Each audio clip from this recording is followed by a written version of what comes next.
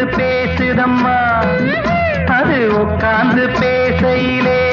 தேனு உள்ளூர ஊறுதம்மா அது ஏன் தான் புரியலையே அதை நான் தான் அறியலையே ஒரு மோகம் ஒரு தாகம் இங்கு ஒன்னாலே இந்நேரம் உண்டானது